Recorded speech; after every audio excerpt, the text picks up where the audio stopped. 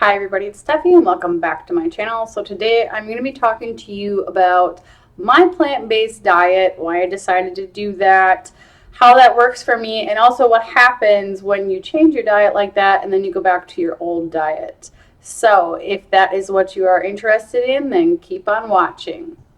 So first let's talk about why I decided to do this, because for me it was a health concern. So I had gallbladder surgery back in 2019. It was a very scary thing, but I had my surgery. Everything went fine, no complications. I do have some scars from that surgery. I have some small incisions on my stomach. I have one here, and one down here. So they actually did make 4 incisions, but one of them was in my belly button. So I don't have a scar you can see there, but it is there. Everything healed nicely after a couple weeks. And I was told, do not eat any fast food, do not eat any fatty food, try to follow the brat diet, pretty much bland things to eat. So after going through all of this, I had some issues from 2019 until recently. I think I changed, when did I even change my diet? I gotta think. So I changed my diet in May. And so yeah, about two years that I dealt with these issues that I thought was from me having my gallbladder removed. And then I discovered I need to do something. So I started a food diary because I was having a lot of issues where I couldn't have normal bowel movements. And I'm not really going to get into that, but when your things are not normal if you're that irregular every day.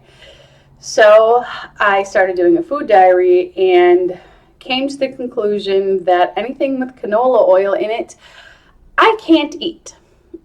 So then I also looked into other things, cut out all the canola oil, and realized that most of it was milk byproducts and eggs. So I tried to do the vegan diet for a while, and I discovered me without sugar makes me into a crazy person. So that wasn't going to work. And I was like, well, what else can I do? And I hadn't really heard of plant-based diets. Like I'd heard of being vegan, being vegetarian, being pollo-pescatarian, all these things. But once I discovered the plant-based diet, that's when things for me really changed. I noticed that I was able to actually eat and get on a regular bathroom schedule. I didn't need to take as many breaks at work or at home to be in the bathroom. I didn't need to map out where the bathrooms are. I would say my symptoms that I had were similar to IBS and nothing more than that. I looked into like Crohn's and celiac. I didn't get any autoimmune issues, and I do also have an autoimmune disorder with my skin. I have psoriasis, which sometimes can lead to joint problems.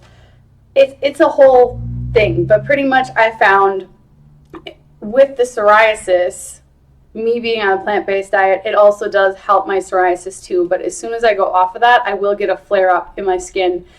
And not even just with the psoriasis, I will get more hormonal acne. I will also get more reactive skin on my face, like when I put my skincare on, if your face turns red for a while. And then my face will be flushed like that for a couple hours. So there was that too. I found that I wasn't sleeping as well. My anxiety was worse. There were a lot of things that I discovered, and some of this I just discovered recently because in the past week I did go off my diet just to see if it was like a stress response IBS related thing or if I really was dairy and oil intolerant. And it turns out that I am still intolerant to these foods. So the things that I am intolerant to is canola oil. I can have any other oil, but canola oil is often closely associated and sometimes crosses over into vegetable oil. So a mix between those two. And then any milk byproducts.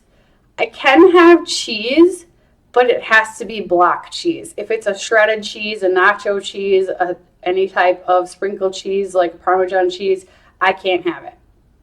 I can't do cream cheese, whipped cream, milk. If I do milk, I wouldn't want to see that. You would not see me for a couple hours. I would be in the bathroom.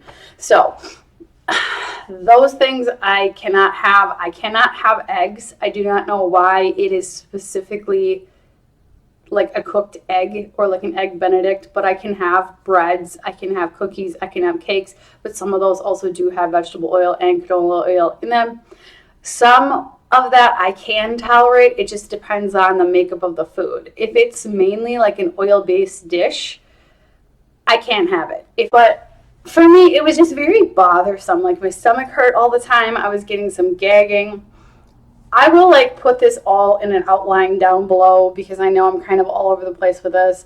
But for me, it's very important that I stay on this diet. Now, when it comes to things like the holidays, like right now, which is why I went off the diet, a little bit I can tolerate. If it's like a little bit of whipped cream, I can tolerate that. Probably wouldn't do eggnog because I would die. Not literally, but you know, there's certain things that I can't tolerate. But if I had one cookie, I would probably be okay. I would just make sure to take some Imodium or something with me, so I'm going to be all right. But for those reasons, I have to stay on my diet. Okay, so before we get to the kitchen and I show you guys kind of what I do, or what I eat, I should say, I'm just going to talk about those things. So the first thing that I started out with when I started on my plant-based journey was I cut out the milk completely. Milk and eggs, nope, get rid of it. So my kids are carnivores and they do eat that stuff, so it was easy to get rid of that because they could eat it. So they did, and I started with oat milk. Now, oat milk doesn't really have a lot of nutritional value. I don't find that it really does much for you in a diet. It is just pretty much a watery milk. There are some that are kind of more creamy, and that's okay. But for me, I was like, I need something more from milk because I drink a lot of milk. And that is how I used to get a lot of my protein, was from milk, from yogurt, from cheese, and then from regular other proteins. So after that, I had tried Ripple milk, which is a pea-based protein. It tasted good. I didn't mind it, but that didn't really have what I was looking for either. So then after that, I switched to soy milk. Now, when I was a baby, I was actually on a soy milk formula because my body couldn't tolerate the proteins. It was a lot of the similar symptoms that I just talked about with GI issues. And as a baby, I would actually vomit and vomit up that milk if it was regular cow's milk. So from the time when I was a baby to now, I haven't been able to tolerate milk. And you wouldn't believe like how easy it is to fix a GI issue like that just with your diet. If you haven't tried that and you have a GI issue, I would say try that first. Definitely. But so then once I started with the soy milk, I was like, okay, this is good, but I would like some more protein. So I tried the Silk Ultra 20 gram protein. I have that and I will show it to you. Both the soy milks that I use, they're both soy milks. But this one I specifically use in my smoothie because my smoothie, the protein powder I use in there is a pea protein. It is very heaven, like how would I say, heavenly. It's got a lot of stevia in it, I think. Some type of sweetener is in it, and it makes it very sweet to the point where it's like almost disgusting. So with the protein milk, the Silk Ultra, that is more of a bitter tasting milk. It has, you can taste the protein in it. It's kind of gross. So if you're looking for something to combat that, I would say put it with a pea protein based powder and you're going to be okay. But I will go through and show you guys those things. And if this video does do really well, I might do some recipes of kind of like, this is what I eat every day, or this is what I would, eat for a snack, or things like that. If you guys are going to try a plant-based journey because you're lactose intolerant, I can definitely help you, but I'm going to tell you it's not going to be vegan because I need sugar. I do. And, there's always going to be somebody that's going to come at you for the packaging or how that was processed or cross-contamination. I'm just telling you, if this works for me, this is what I'm doing. And if it can help somebody else, okay. But, I just don't find it appropriate to pick apart somebody's journey. So we're not going to do that or you're going to get muted. All right. So after the milk, then it was yogurt. So I had tried a couple different yogurts. I tried coconut milk yogurt, which is all right. There's nothing wrong with coconut milk yogurt. It wasn't the one. So then I tried the Foragers cashew milk yogurt, and I actually first got the vanilla one, and now I have the unflavored one because the only time I really use yogurt is in my smoothie or a parfait. And I found when I put either granola or protein powder in there along with my fruit, it does sweeten that up enough that I don't need the vanilla sweetened flavored one. So I do that. And then after the yogurt, I started adding in cheese. So I found black cheese is very hard to find for something plant-based that doesn't have any milk in it, just because the way that these cheeses are made, they're a little bit softer. So if anybody has recommendations of a type of black cheese that is plant-based, let me know, because I haven't found it yet. So I'm still using regular Colby Jack cheese, but I'm not eating that too often. But for whatever reason, my body can tolerate that better than like milk, or, whatever. So shredded cheese. I like the Daiya one. I like Violife. And there's another one. It's in my fridge. I forget what it's called, but that's what my mozzarella one is, which I'm probably going to make for dinner for the kids today with their pasta. When I use the plant-based cheese, I found it does have a higher melting point. So if you're going to make it into like a plant-based cream cheese dip and add in the cheese, add in your nooch, add in like an oil or some milk, plant-based milk or water or something, you're going to have to cook that a little bit longer because it has a higher melting point. But I found it also digests for me easier, well, because of my diet, but it tastes different. It tastes a little bit more plasticky, not as salty, not really as savory.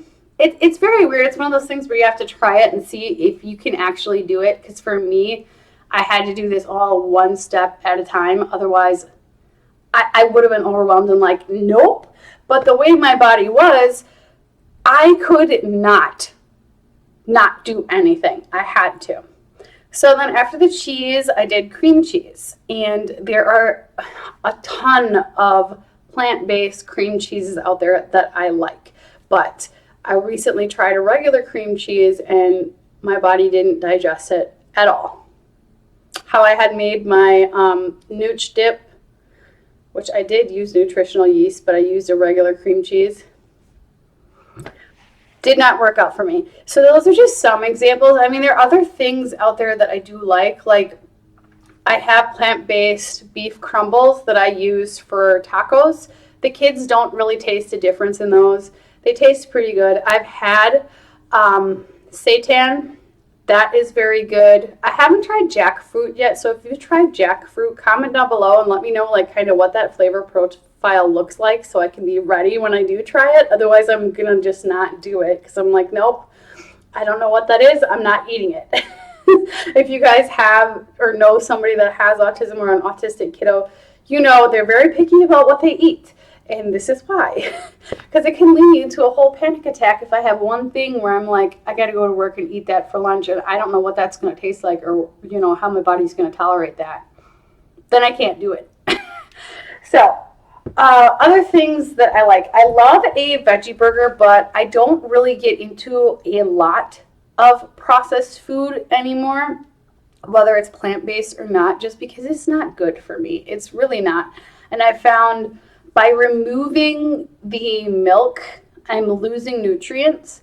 So there are other things that I have to eat, like green leafy vegetables. I do a lot of cauliflower, like tomatoes, things like that, just so that I'm getting more nutrients out of my food. I tried the plant-based sandwich meat, and it is okay. It has more of a gritty taste, and it's, again, not as salty. But it's one of those things where it's like, if you can tolerate doing it, okay. But for me, I would rather just have, I don't know, some cubed up chicken or some beans and rice rolled up into a burrito, or like make some nooch dip and put some potato coins in there, something like that.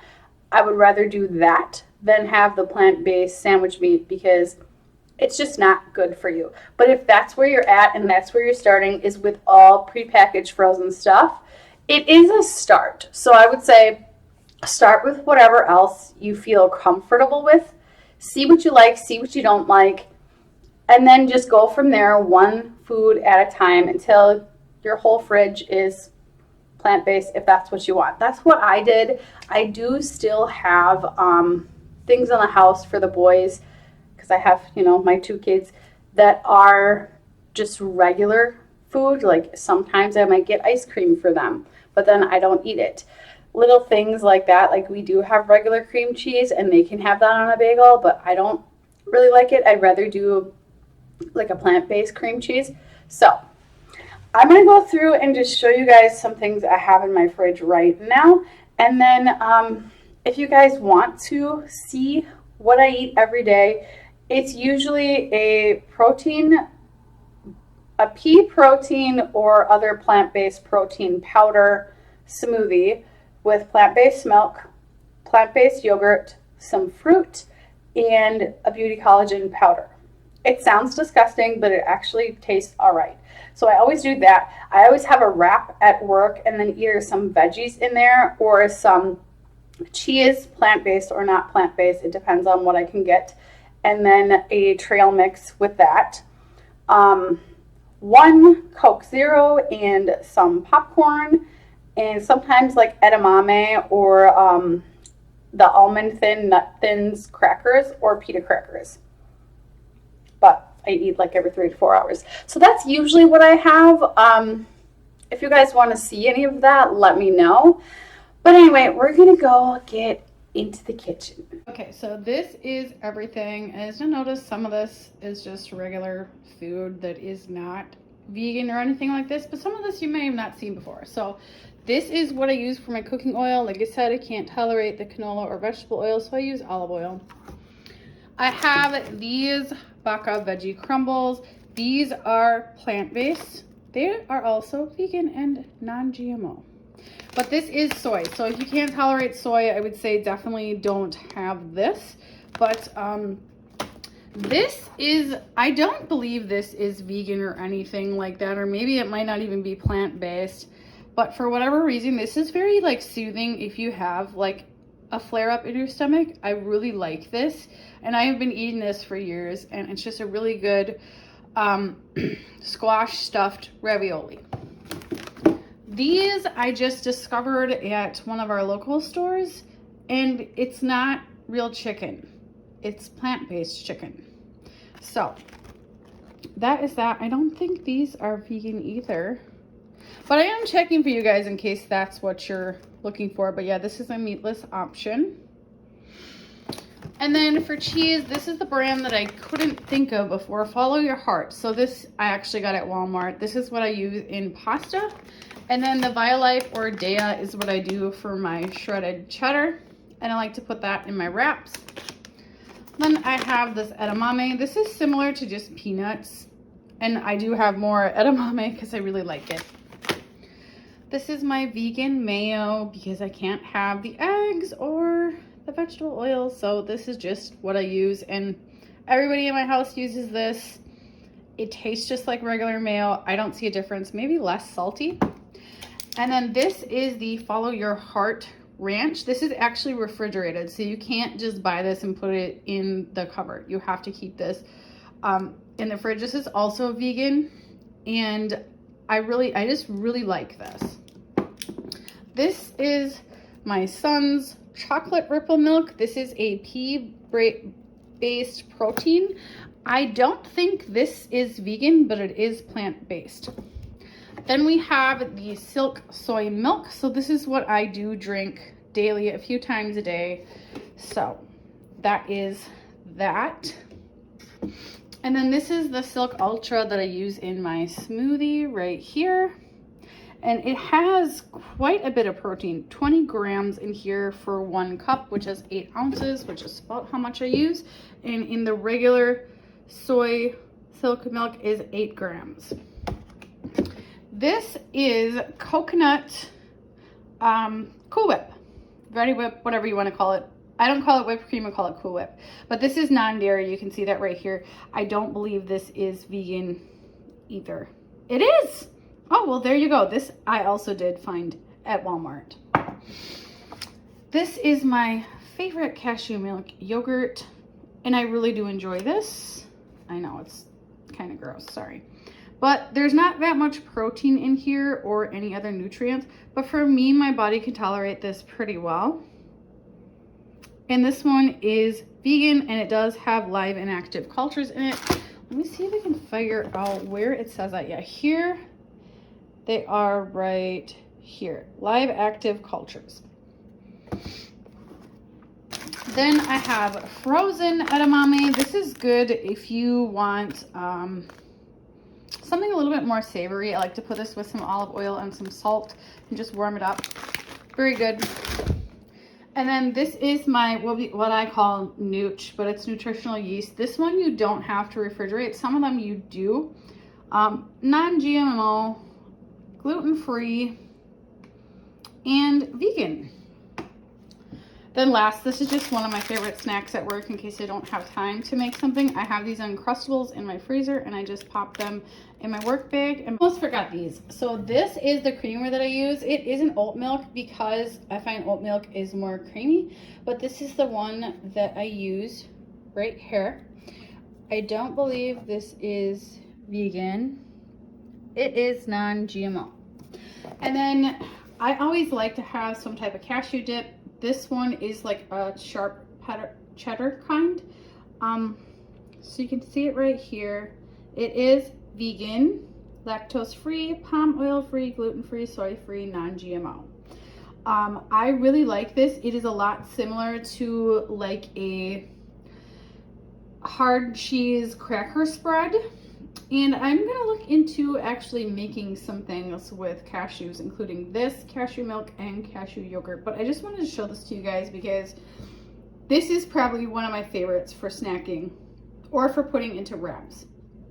All right, well, that's the end of the video. If you guys liked it, leave it a like. If you're new, please subscribe for more lifestyle content.